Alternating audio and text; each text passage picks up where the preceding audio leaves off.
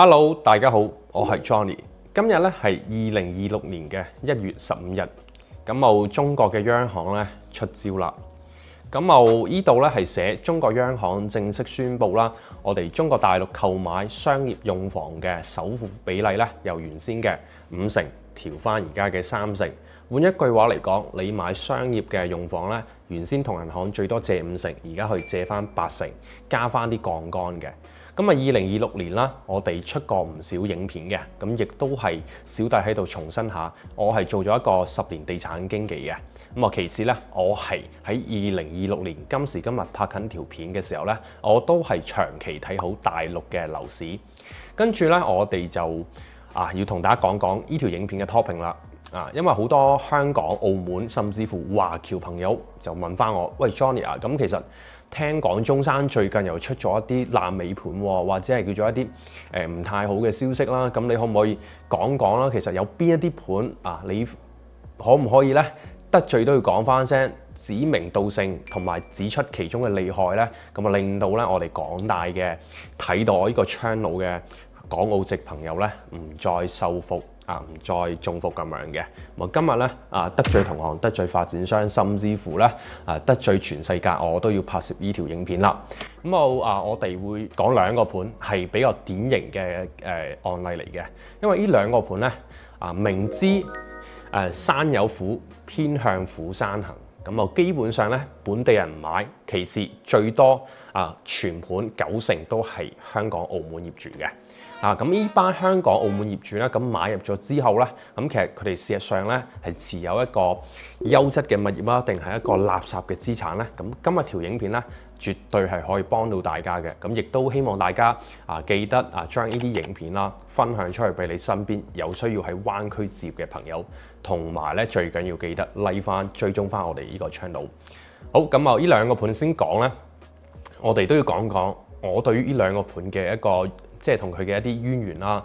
第一個咧就係每次拍攝一個盤呢個盤嗰陣時咧唔多唔少，即係你入去地盤拍啦，或者係喺 office 度咖啡店邊度都好啦，喺度提及到呢啲盤嗰陣時咧我就好大機率係會收到律師信嘅好大機會。同埋呢個盤咧真係平到極致啊！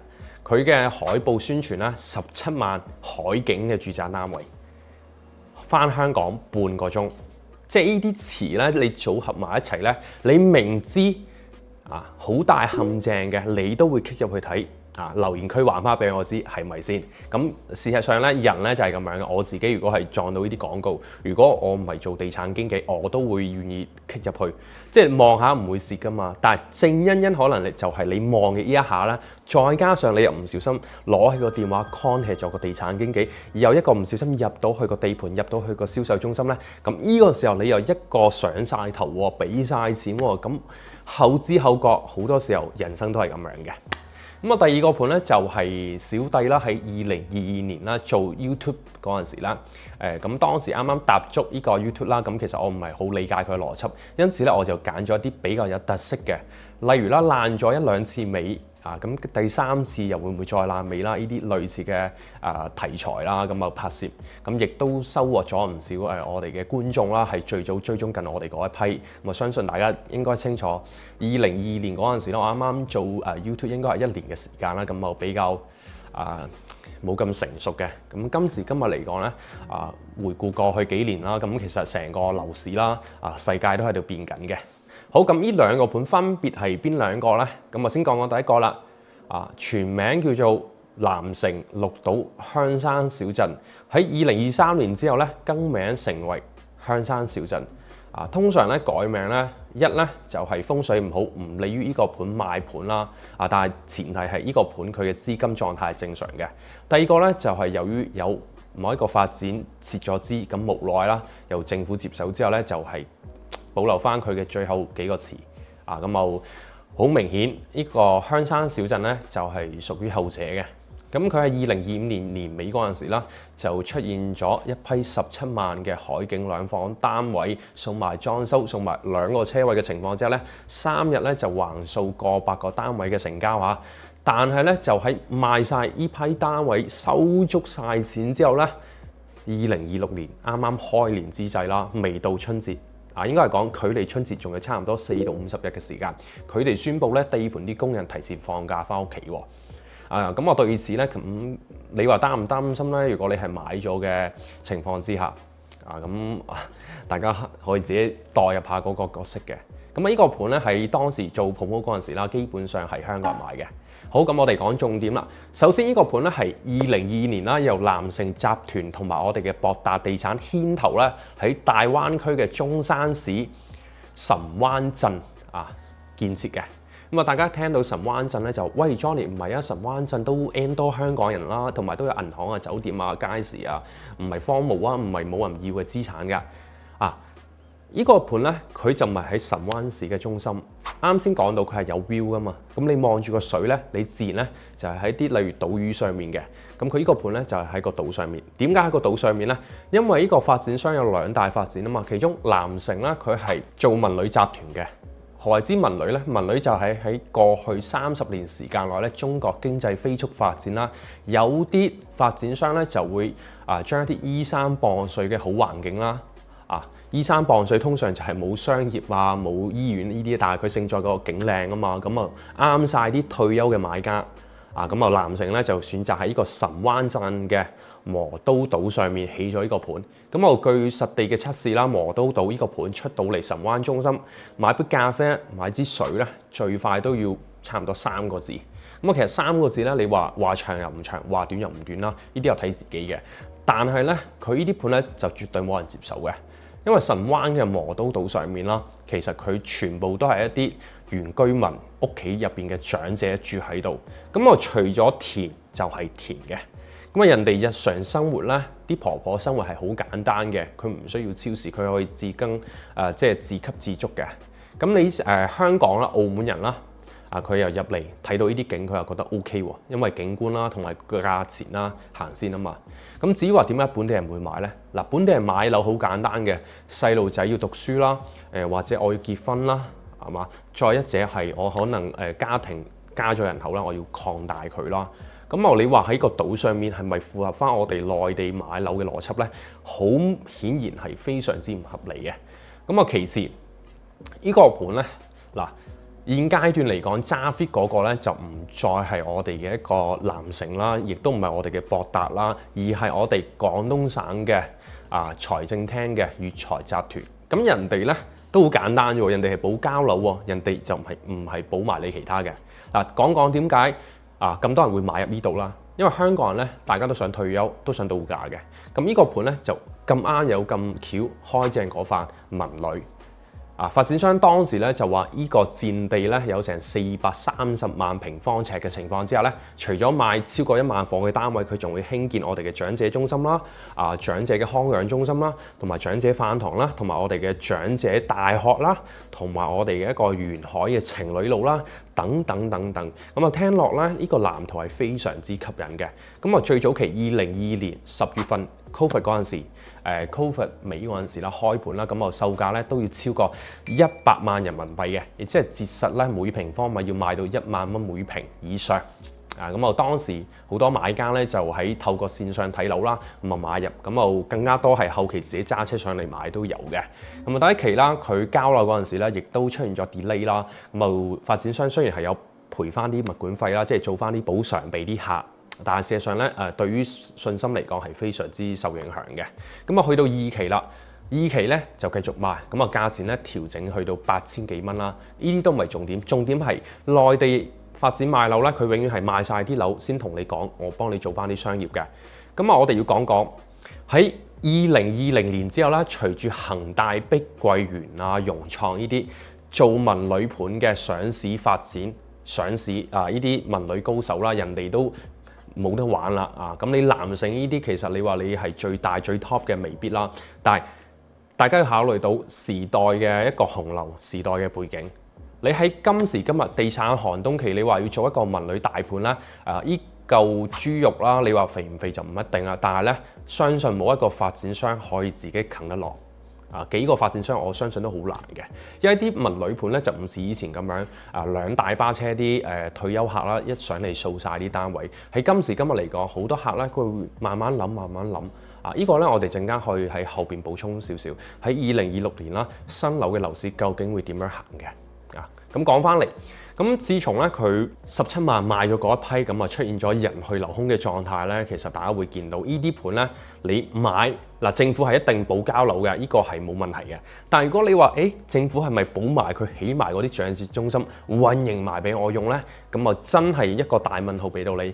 咁其實大家都心照啦，係嘛？喺今時今日嚟講，政府其實佢更加多係要側重翻去發展一啲重點區域啊，發展啲科技啦、AI 啦。咁你話退休大盤呢啲嘢咧，其實唔係首選啦，即係唔係最緊要嘅功課啦。OK，咁啊呢個盤嚟講咧，就首先第一個發展商撤資退出啦，谷住要省財，即係各資背景嘅出手嚟扶翻佢。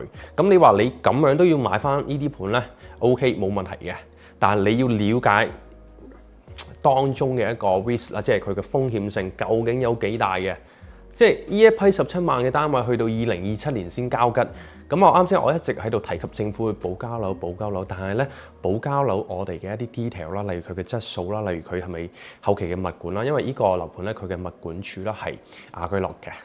好啦，咁啊多嘅不說啦，講到呢度口水都乾埋，我相信大家應該都清楚明白，因為你話揸住40-50萬咧，其實你唔得你就冇買住先啦，或者係買一啲其他區，你可能要借少少，或者買間細啲嘅，冇咁靚景嘅，咁就保障翻自己先係我哋買樓嘅最重要嘅基礎。你個基礎都冇埋，你點樣去保障自己？點樣開啟你嘅新嘅退休生活呢？係咪？好啊，咁跟住第二個盤咧就係坦洲噶啦。咁啊坦洲一講起咧就大家會諗到係佢曾經上過東張嘅，就係有一個盤啦。就講有個客，例如佢買咗 A 座 A 室，去到佢收樓嗰下變成 B 座 C 室，個客自己都懵晒，仲係香港人啊，喺內地撞到呢啲情況，咁佢就話咁點算啊？咁即係佢都亂晒，佢都唔知係咪嗰個單位係咪自己嘅，咁啊自己又唔識去內地叫做住建局啦，香港叫做房屋署啦，唔知點樣去查冊啊，諸如此類嘅，咁啊搞到要上埋新聞啦。咁啊呢個盤咧就係朗詩新城，冇錯啦。咁我哋早排咧係特登去嗰個盤轉咗一圈嘅，咁喺呢度咧點解我會特登拎出嚟講咧？因為呢個盤咧係經歷咗3次爛尾嘅，3次爛尾，仲有咁多香港人買，唔好話香港人啦，港澳華僑啦，咁你平價，周街都係平價，但係點解呢啲平盤佢會入到你嘅眼咧？其實大家喺呢個時候都要小心啊！無論你喺 Facebook 啦、小紅書啦、IG 啦、YouTube 啦，你見到啲人同你喺度推銷緊一樣嘢，即係唔好話樓唔樓嘅，推銷緊嘢嘅時候咧，你都要問翻佢個 risk 你點樣睇啊？喂，你可唔可以俾少少專業嘅見解啊？如果你睇咗一輪啲樓盤，你係好中意嘅，但係你始終 get 唔到個地產中介，你個代理會俾到一啲呢啲 risk 嘅報告俾你，例如安全感咯，我哋叫做，咁你其實可以拎翻個電話 call 翻 Johnny 嘅，我係做咗10年噶啦，咁加上咧我把口咧就講我唔停嘅，即係好唔好我都要講下噶啦。咁跟住咧我哋呢個盤咧2016年最早開盤嘅，咁佢係當時係中山一間做物流嘅公司啦。咁2016年嘅時代背景就係邊個做地產都發達嘅，即係做 sales 啦、做發展啦都係發達嘅，咁唔出奇啦。但係咧呢個盤未出師未捷身先死，2018年都未起好啊，就話一啲問題啦、資金啦、債務啦 ，anyway 我哋唔理咁停咗。咁去到2021年啦，咁正式由朗詩集團接手。2021年咧係中國樓市最輝煌，亦都係話係夕陽巔峰嘅一年啦。咁嗰一年嚟講咧，基本上所有嘅發展咧都係谷行晒去成交嚇。咁朗詩咧亦都係趁此機會接手咗呢個坦洲呢個朗詩新城咁前身叫做港澳城邦，後邊又更名叫做朗詩新城。但係咧第3次爛尾喺邊度咧？就係中間港澳城邦去到朗詩，中間仲有一個嘅。咁當時係私人財團啦，我哋去做 research 嗰陣時睇唔到嘅。我哋都係去打聽翻嚟啦。咁經歷咗呢3次。咁點解話係3次咧？因為喺2026年嘅今日，呢個地盤都係要超過1萬夥嘅規劃，並且一期都係起好晒嘅。但係你會見到，無論係南城，即係啱先講到個盤，或者呢個朗詩新城啦，你真係住喺度嘅客，住喺度嘅業主，你落樓，你買包煙，買支汽水，你買唔到啊，大佬，死唔死啊？喂，大佬100幾廿萬大嗱拎出嚟買樓，落樓飲支汽水，你唔好話飲啲高級嘅咖啡啦，或者係去享受一啲其他配套。喂，大佬你講真係嘛？咁啊呢點嚟講咧，你話本地人會唔會過去咧？No。咁除咗呢樣嘢，就更加重要嘅係，無論大家從邊一種角度如今2025年賣得最好，或者2025年啦，中山全市靠住第4代住宅嘅銷量同埋金額撐起嘅半邊天，抑或係2026年咧，政府將會咧喺新樓市場做多啲功夫嘅。第一個，降低呢個首付比例，增加我哋嘅一個槓桿性啦。增加槓桿性呢個舉動咧，就代表住政府全力撐市，令到銀行咧願意借更加多錢俾個樓市嘅。咁呢一點咧，其實大家要去推敲翻佢背後嘅邏輯性嘅。咁第二點啦，就係講緊第4代嘅出現啦。咁好多人話，咁二手揸住二手嗰啲點算啊？我想同大家講，二手放盤會慢慢咁樣去變換嘅。咁反而咧係集中去一手樓嘅。點解會咁講咧？因為好大機率啦，嚟緊啦，政府佢會推動翻成個發展商咧，係全力係喺一手盤嚟講，佢嘅價錢啦分化會更加清晰，即係佢唔會調高嚟賣啦，或者點樣，佢就係實打實咁樣。咁包括我哋買樓嘅買家嚟講，肯定係多多益善嘅。咁再加上最重點嘅，如果你係嚟到大灣區、中山、珠海啦，大家切記嗱，呢兩個盤嗱，小弟今日即係冒住生意都冇得做啦，咁人哋發展睇到，雖然人哋係唔掂嘅發展啦，但係如果睇到呢條影片，我都好危險嘅。所以咧，如果大家睇到呢兩個盤，真係你諗清楚幾咁吸引都好，佢嘅包裝幾咁華麗都好啦，我希望大家打醒12分精神，再去做下一步因為咧買樓唔係買財，我一直係好認同呢句話嘅。